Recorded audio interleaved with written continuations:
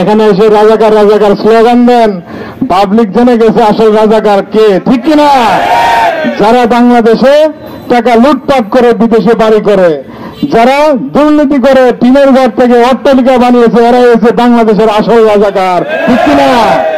আপনাদের সাথে থাকলে সঙ্গী, না থাকলে জঙ্গি, ঠিক কিনা? এই স্লোগান বন্ধ করেন, মানুষ এখন হাসাহাসি করে, ঠিক কিনা? দুর্নীতির রাজদের মুখে এগুলা ন্যায় নীতির কথা মানায় না, ঠিক কিনা? আমরা একটা আজকে সমাবেশ থেকে এই কথাই তাদের মেসেজ জানিয়ে দিতে চাই, ইসলামী আন্দোলন বাংলাদেশ ক্ষমতায় আসলে কাউকে পালাতে হবে না, ঠিক কিনা?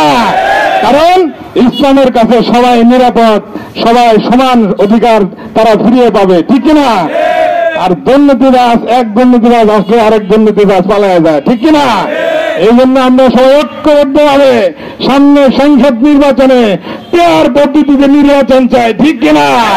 যদি পেয়ার পদ্ধতিতে নির্বাচন হয় তাহলে ফেস্টিজ আসার দরজা চিরতরে বাংলাদেশ থেকে বন্ধ হয়ে যাবে, আর বাংলাদেশ অরিজিনালি সোনার বাংলাদেশ হবে, ঠিক কিনা ভাইয়ের আমার?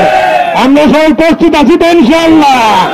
এই দখলবাজদের, চাঁদাবাজদের উচিত জবাব বাংলার জনগণ আগামী সংসদ নির্বাচনে লাল কার্ড দিয়ে দিবে, ঠিক কিনা?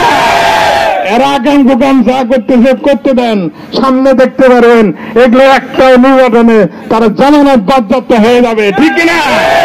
আমরা আমাদের যারা সহযোদ্ধা ভাই মেয়ের পক্ষে যারা আন্দোলন করেছে রাজপথে, তাদেরকে একটু ইঙ্গিত দিতে চাই যে আপনারা দীর্ঘ 15 বছর এই দুর্নীতি রায়তের সাথে ছিলেন, আজকে তাদের সাথে চলে আসার কারণে আপনাদেরকে রাজাকার বলে, ঠিক কিনা?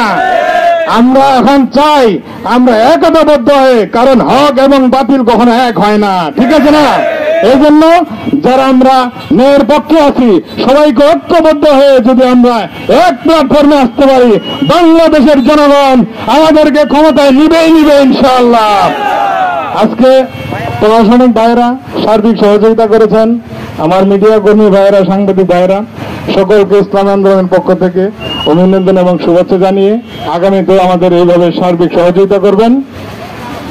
এবং নারায়ে তাকবীর, নেতা নয় নীতি চাই, সারা বাংলায় শুনতে পাই। আমরা সামনের দিনে নেতার পরিবর্তন চাই না, আমরা নীতির পরিবর্তন চাই, ঠিক কিনা? সকলের সুস্বাস্থ্য এবং দীর্ঘায়ু কামনা করে আজকে যারা কষ্ট করে এখানে এসেছেন, আল্লাহ রাব্বুল আলামিন এই কষ্টকে কবুল করে নেন। সবাইকে একতাবদ্ধ হয়ে সামনের দিনগুলোতে রাজপথে সংগ্রাম করার তৌফিক দান করেন। সবার সুস্বাস্থ্য এবং দীর্ঘায়ু কামনা করে আমার সংক্ষিপ্ত বক্তব্য এখানে শেষ করছি। আসসালামু আলাইকুম ওয়া রাহমাতুল্লাহি ওয়া বারাকাতুহু।